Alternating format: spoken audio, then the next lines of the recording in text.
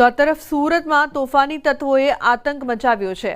વાડી ફળિયા વિસ્તારમાં બે યુવકો પર જીવલેણ હુમલો કર્યાની ઘટના સીસીટીવીમાં કેદ થઈ છે। બે શખ્સોએ બેટથી બે યુવકો પર જીવલેણ હુમલો કર્યો હતો।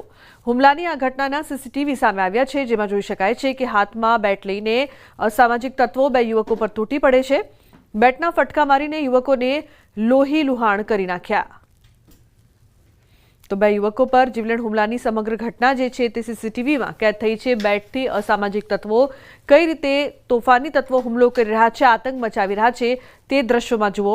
સુરતમાં પોલીસનો કોઈ પણ જાતનો ભય ન હોય તેવું સ્પષ્ટ લાગી રહ્યું છે।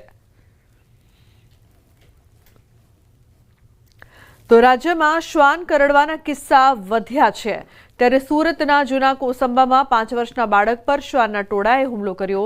ટ્યુશનથી ઘરે આવી રહેલા બાળકના કાનના ભાગે બચકા ભર્યા। સ્થાનિક લોકો દોડી આવી શ્વાનના ટોળાને ભગાવતા બાળકનો જીવ બચ્યો। થોડા સમય પહેલા માંગરોળ તાલુકાના અલગ અલગ શ્વાનના હુમલામાં એક બાળક અને વૃદ્ધ મહિલાનું મોત થયું છે।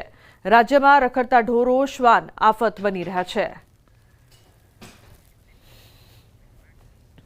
તો નવરાત્રિના ઉત્સવમાં ડુમ્મસના વાયપીડી ડોમ ખાતે એક ચોંકાવનારી ઘટના બની છે। યુવરાજ રાઠોડ નામનો શખ્સ પોતાને પોલીસ સબ ઇન્સ્પેક્ટર રીતે રજૂ કરીને ગરબા ગ્રાઉન્ડમાં વીઆઈપી ગેટથી પ્રવેશ કર્યો।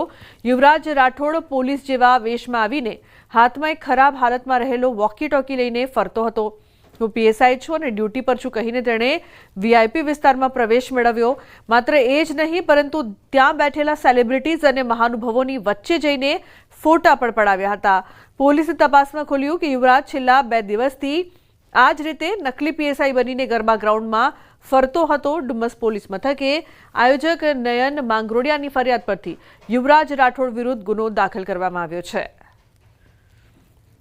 ડીસીપીની સતર્કતાથી આ સમગ્ર ભાંડો છે તે ફૂટ્યો છે। વોકી ટોકી સાથે પીએસઆઈ બનવાનો નાટક આ યુવક કરી રહ્યો હતો।